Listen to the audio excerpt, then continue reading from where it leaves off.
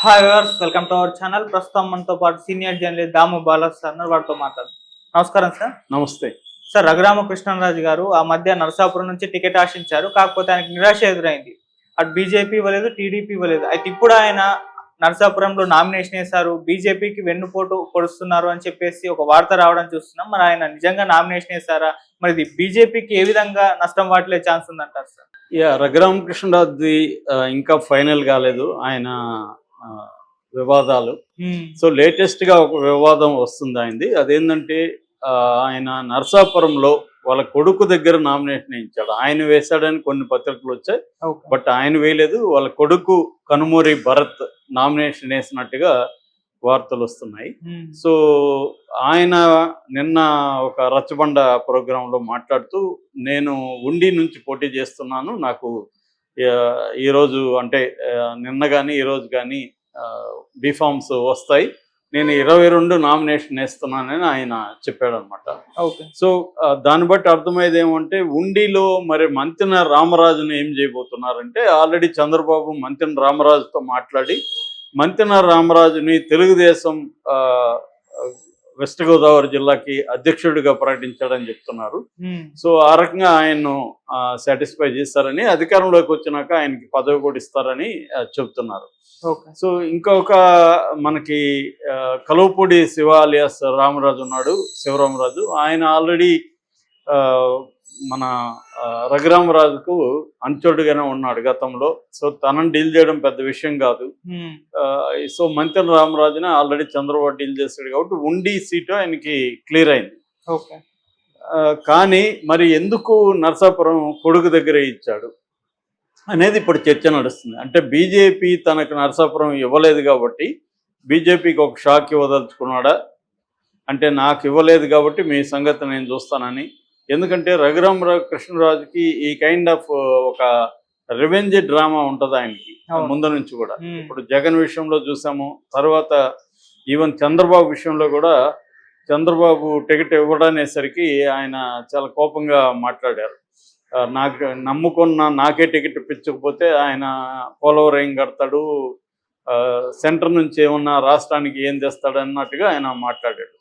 So అది ఒక రకంగా ఏంటంటే, తనకు అనుకున్నట్టుగా లేకపోతే ఆయన ఎవరి మీదైనా విరుచుకుపడడం, ఎవరి మీదైనా బూతులు దాడి చేయడం, ఇదన్నీ చూస్తున్నాము. కానీ మరి బీజేపీకి ఇట్లాగా చేస్తాడని ఎవరు అనుకోలేదు. ఎందుకంటే బీజేపీ సెంట్రల్ అధికారంలో ఉంది, ఇంకా కూడా రాబోయే గవర్నమెంట్ కూడా అదే. ఈయనకేమో ఆల్రెడీ కేసులు ఉన్నాయి, దాదాపు 900 పైన కోట్లు బ్యాంకులకి ఎగ్గొట్టాడని కేసులు సిబిఐ ఉంది. మొన్న సిబిఐ కూడా దీని మీద స్టే తీసేయండి అన్నాడు. ఎందుకంటే గతంలో ఈయన స్టే తెచ్చుకున్నాడు వెళ్ళి. సో ఆ స్టే తీసేయండి, మేము దర్యాప్తు ప్రారంభిస్తా ఉన్నారు. సో మళ్ళీ స్టే తీసేసి దర్యాప్తు ప్రారంభిస్తే ఈయన అరెస్ట్ అయ్యే అవకాశాలు కూడా ఉంటాయి. ఎందుకంటే ఇది ఆర్థిక కుంభకోణం కాబట్టి సీరియస్గానే కోర్టులు తీసుకుంటాయి. ఆ రకంగా స్టే ఎత్తేసే అవకాశం కూడా ఉంది. ఎందుకంటే 2 వారాలు మాత్రమే వీళ్ళు పొడిగించుకోగలిగారు రఘురామకృష్ణరాజు లాయర్లు. ఎక్కువ కాలం పొడిగించే పరిస్థితి కనబడదు. ఎందుకంటే అది క్లియర్గా బ్యాంకులు కంప్లైంట్ ఇచ్చాయి. కొన్ని ఆయనకి దాదాపు ఒక 10 కంపెనీలు ఉన్నాయి, పవర్ జనరేషన్ కంపెనీస్. ఆ 10 కంపెనీల తరఫున ఆయన ఫైనాన్షియల్ ఇన్స్టిట్యూట్స్ దగ్గర లోన్ తీసుకొని దాన్ని బ్యాంక్స్లో వేసి డిపాజిట్ చేసి దాని మీద మళ్ళీ లోన్లు తీసుకొని దాన్ని తన పర్సనల్ దీనికి వాడుకున్నాడు అనేది ప్రధానంగా ఆయన మీద ఆరోపణలు.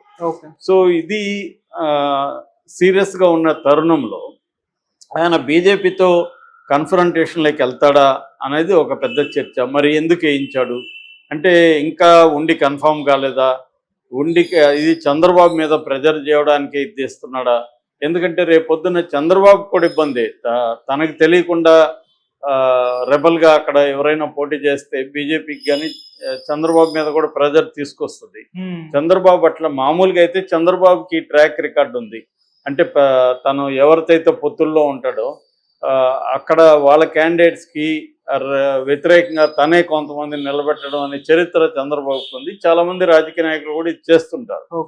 సో ఆ క్రమంలో మరి ఇప్పుడు రఘురామకృష్ణరాజు చంద్రబాబుకు తెలియకుండా చేశాడా, లేదా చంద్రబాబు చెప్పే ఆ పని చేశాడా, బీజేపీకి కొంత జలకిద్దాం అనుకున్నారా, లేక చంద్రబాబును కూడా ఈయన ఏమన్నా ప్రెజర్ చేయడానికి, అంటే నాకు ఉండి సీటు కన్ఫర్మ్ అయితే నేను అది విత్డ్రా చేయించుకుంటాను మా కొడుకు దగ్గర అనే ఒక ముందుగానే బెదిరించడానికి చేస్తున్నాడా అనేది ఇంకా తేలాల్సి ఉంది. ఎందుకంటే ఉండిలో మంతెన రామరాజు అంత ఈజీగా ఈయనేదో పదవులు ఇస్తే సరెండర్ అయిపోతాడని కూడా అనుకోలేము. ఎందుకంటే ఆయన అనుచరులు చాలా మంది చాలా స్ట్రాంగ్ గా ఉన్నారు, దేనికైనా రెడీ అంటున్నారు. యాక్చువల్గా కలువపూడి శివ ఒకప్పుడు ఈయన్ని ఎమ్మెల్యేగా ఇక్కడ పెట్టాడు. ఆయన ఎంపీగా నర్సాపురంలో కంటెస్ట్ చేశాడు 2019లో. ఆయన ఏమో ఓడిపోయాడు, కానీ శివ గెలిచాడు. ఈ మంతెన శివరామరాజు గెలిచాడు. సో ఈ మంతెన శివరామరాజు ఇప్పుడు ఎవరైతే తనకు టికెట్ ఇచ్చారో అతను మళ్ళీ అడిగితే కూడా ఇవ్వలేదు. న్యాయంగా అయితే అతను అడిగితే ఇవ్వాలి, ఎందుకంటే నేనే కదా నేను పెట్టింది, ఇప్పుడు నేను అడుగుతున్నాను ఇవ్వంటే కూడా ఇతను ఇవ్వలేదు, గట్టిగా ఉన్నాడు. చంద్రబాబు కూడా ఇతనే గెలుస్తాడు అనుకొని అతను రెబల్గా ఉన్నా కూడా పట్టించుకోకుండా ఇతనికి ఇచ్చాడు. సో అలాంటి వ్యక్తి ఇప్పుడు రఘురామకృష్ణరాజు కోసం త్యాగం చేస్తాడా అన్న డౌట్ ఉంది. ఎందుకంటే ఇంకా బీఫామ్ రాలేదు రఘురామకృష్ణరాజు. సో బీఫామ్ వచ్చే వరకు కూడా రఘురామకృష్ణరాజు గ్యారంటీ లేదు, చంద్రబాబుని కూడా నమ్మే ప్రసక్తి లేదు. సో ఈ కాంటెక్స్ట్లో రఘురామకృష్ణరాజు చంద్రబాబుని ప్రెజర్ చేయడం కోసమే అక్కడ కొడుకు దగ్గర నామినేషన్ వేయించాడా అన్న ఇది కూడా బయటకు వస్తుంది. ఎందుకంటే రఘురామకృష్ణరాజు అంత ఈజీగా వదిలే రకం కాదు. మామూలుగా ఆయన ముందు నుంచి కూడా వైసీపీలో ఉన్నప్పుడు కూడా వైసీపీతో ఎలా గేమ్స్ ఆడాడో అందరూ చూసాము. సో దానికోసం ఆయన తన సొంత నియోజకవర్గాన్ని కూడా పక్కన పెట్టేశాడు.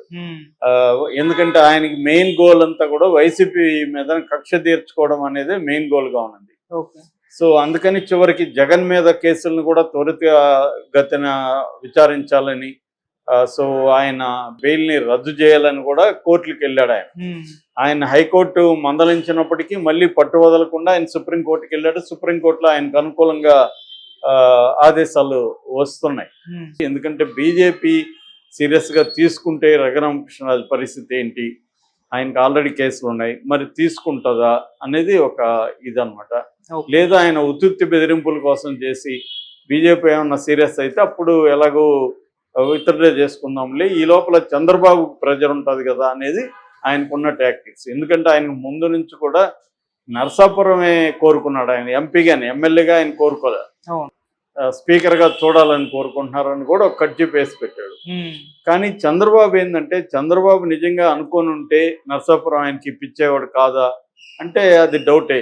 నిజంగా కూడా ఆయన అనుకుంటే ఇప్పించేవాడే చంద్రబాబు. ఎందుకంటే బీజేపీ ఆ టికెట్ అడిగినప్పుడు ఈయన కండిషన్ పెట్టి ఉండొచ్చు, మీరు నా ఇట్లా రఘురామకృష్ణరాజుకి ఇస్తానంటేనే మీకు ఈ సీట్ ఇస్తా, లేకపోతే నేను వేరేది ఇచ్చి మీకు ఇది నేను తీసుకొని రఘురామకృష్ణరాజుకి ఇస్తానని ఆయన చెప్పుండొచ్చు.